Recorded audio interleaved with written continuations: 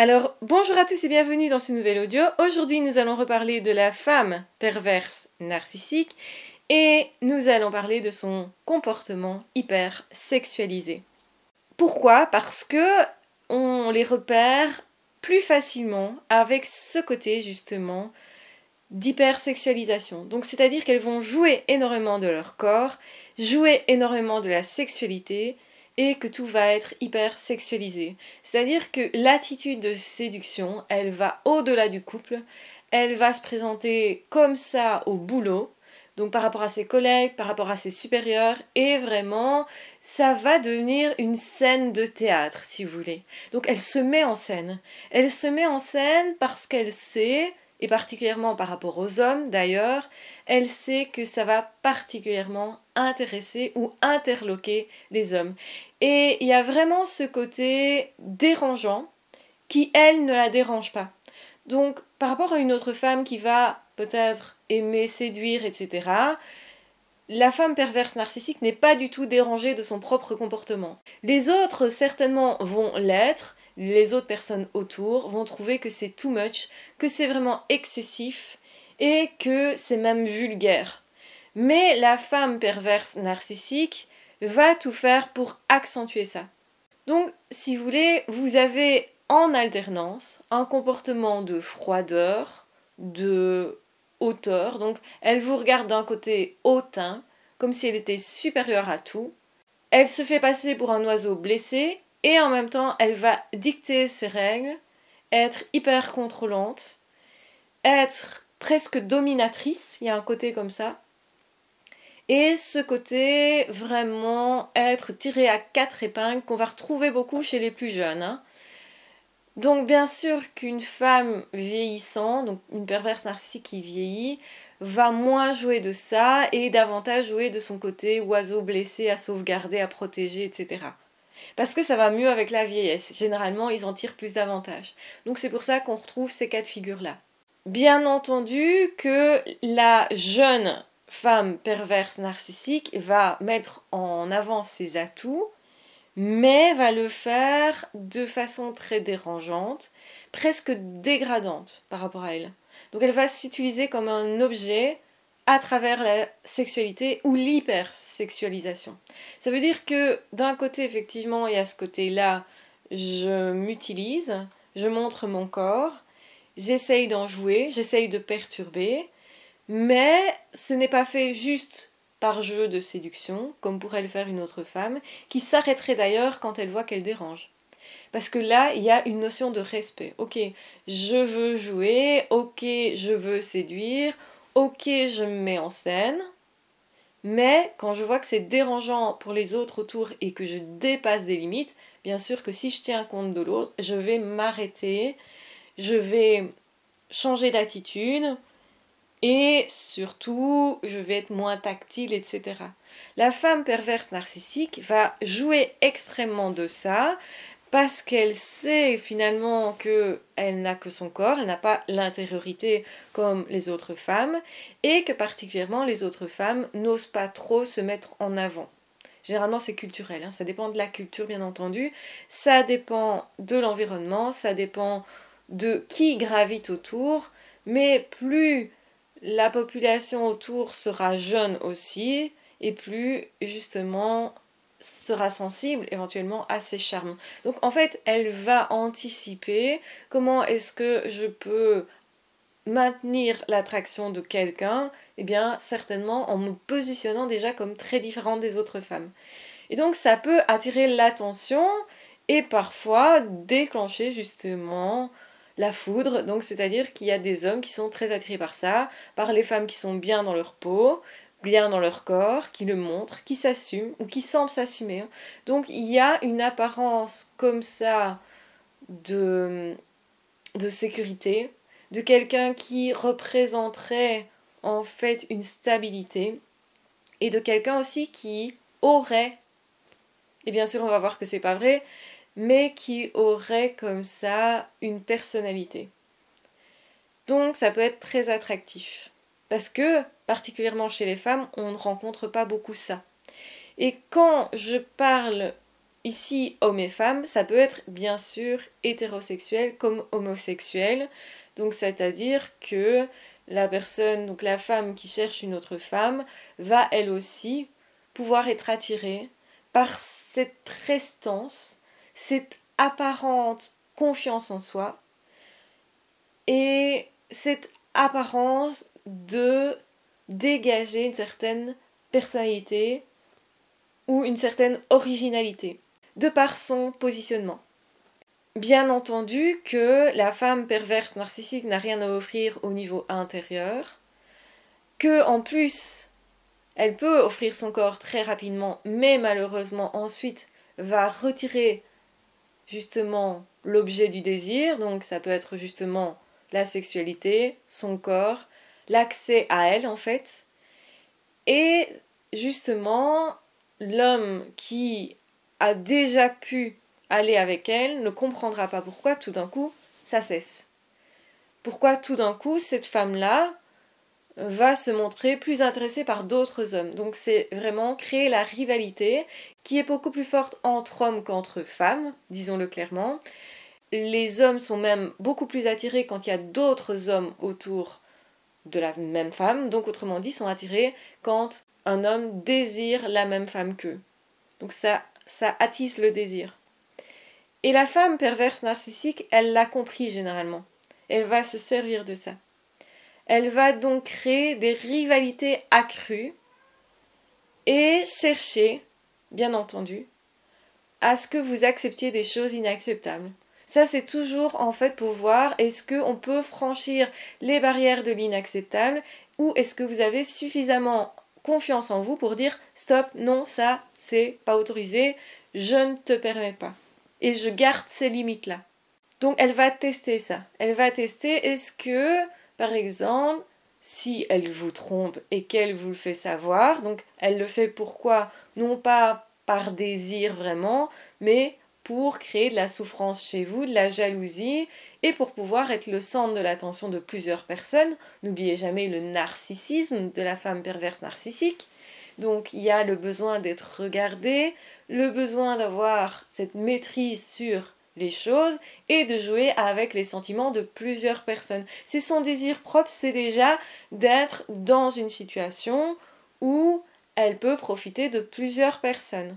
Donc ne cherchez pas l'exclusivité avec une femme perverse narcissique, vous ne l'aurez pas. Et pareil avec un homme pervers narcissique, vous ne l'aurez pas non plus. Il y a des personnes qui se battent en se disant si je fais des efforts sur moi, que je me remets en question, eh bien à un moment donné, cette femme va me choisir. C'est faux. Il n'y a pas de choix, il n'y a pas de notion d'exclusivité comme il y aurait pour une autre femme justement.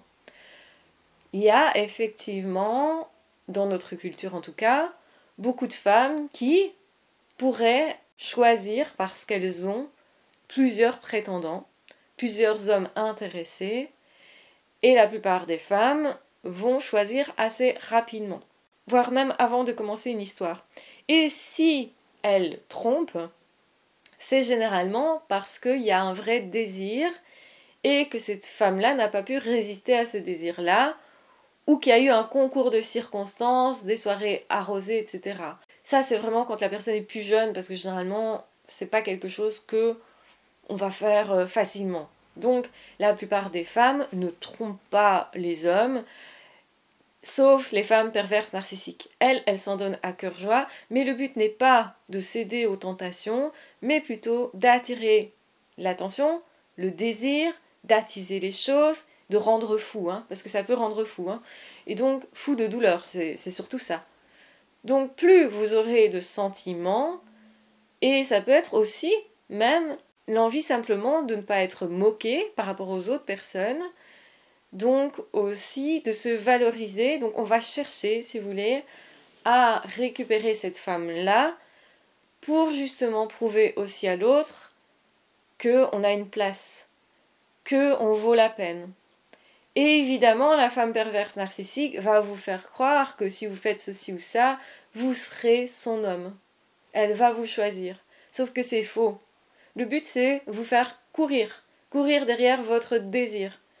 Et donc, c'est pour ça qu'elle va se refuser au moment où il pourrait se passer quelque chose, Donc ça veut dire se refuser au moment où on va établir une éventuelle relation, ou se refuser juste avant justement un moment sexuel, ou justement se déconnecter complètement. On avait parlé de ça, la sexualité de la femme perverse narcissique est particulière, puisqu'il n'y a pas de lien, il n'y a pas d'intimité, il n'y a pas d'intériorité, donc ne cherchez pas de partage avec ce type de femme, vous n'en trouverez pas. Et même si, sexuellement, elle vous donne accès à son corps. Donc il n'y a pas de partage. Une autre femme, quand elle vous donne accès à son corps, c'est parce que vous avez eu accès à son intériorité. C'est parce que vous avez eu accès à quelque chose d'affectif. Donc ça, c'est très différent entre la sexualité d'un homme et la sexualité d'une femme. La plupart des femmes ne peuvent pas faire l'amour comme ça sans ressentir un minimum d'affection pour l'homme en question.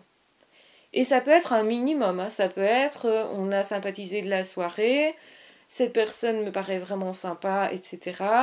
Et du coup, effectivement, on pourrait tout à fait être intéressé à un autre niveau parce qu'il y a une forme de connexion avant ça. D'ailleurs, si vous voulez avoir une bonne sexualité avec une femme, eh bien, la sexualité, elle commence bien avant. Elle commence dans la connexion, dans le relationnel. Et ça, peu d'hommes l'ont compris, généralement.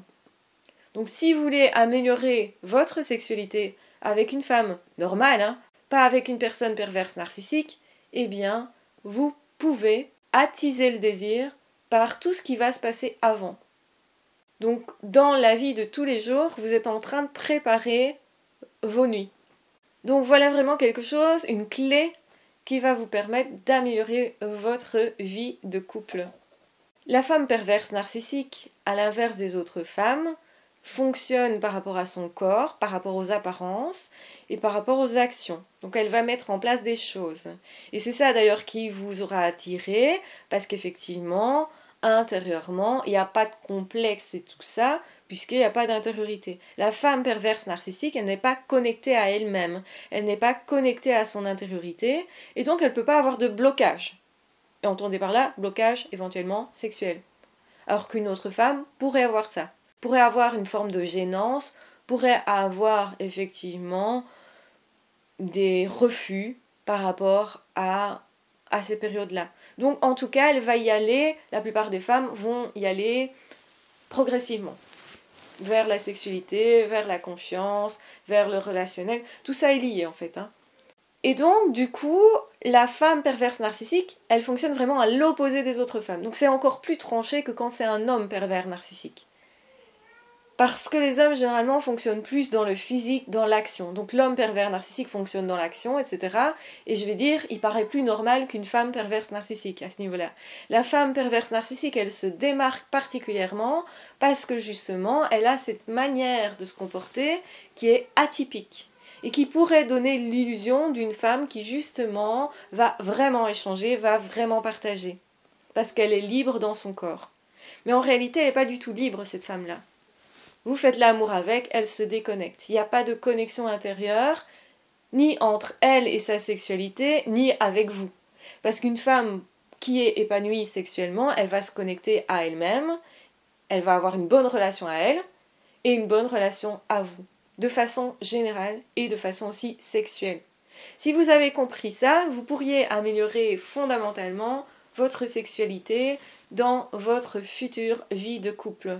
Alors peut-être que vous ne saurez pas garder cette femme-là, elle ne vous choisira pas, et que ça, c'est quelque chose dont vous devrez faire le deuil, mais au-delà de ça, vous allez peut-être rencontrer mieux une femme prochainement dans sa sexualité et dans son fonctionnement, avec justement cette clé que je viens de vous donner. Est-ce que ça n'en valait pas la peine? Eh bien peut-être que si. Si fondamentalement vous vivez quelque chose de différent dans votre future relation parce que vous avez transité par là, est-ce que ce ne serait pas magnifique? Parce que n'oublions jamais que justement ce lien particulier, tant que vous savez l'entretenir au niveau relationnel, au niveau vie commune et au niveau sexualité, eh bien votre mariage ou votre relation, que vous soyez marié ou non, elle sera faite pour durer. Et donc, les pervers narcissiques, etc., vous n'en entendrez plus parler dans votre vie de couple. Et c'est quand même là qu'ils peuvent faire le plus de dégâts parce que c'est là qu'est votre intimité. Et un homme qui donne son intimité, c'est un cadeau d'autant plus précieux. Parce qu'un homme a moins tendance à donner cette intimité-là, ses sentiments, ses émotions, etc. Donc quand il va vraiment le donner en toute confiance à la femme perverse narcissique, il va être beaucoup plus blessé qu'une femme. Pourquoi ça? Alors attention, j'ai pas dit que les femmes ne souffraient pas de la relation avec un pervers narcissique. Mais les femmes généralement vont confier leurs sentiments, leurs émotions à plus de personnes. Donc elles auront moins tendance à garder cette blessure. Elles vont avoir plus tendance à se réparer parce qu'elles se confient et parce qu'elles parlent de ça et parce qu'elles ont d'autres relations dans lesquelles justement elles partagent ça.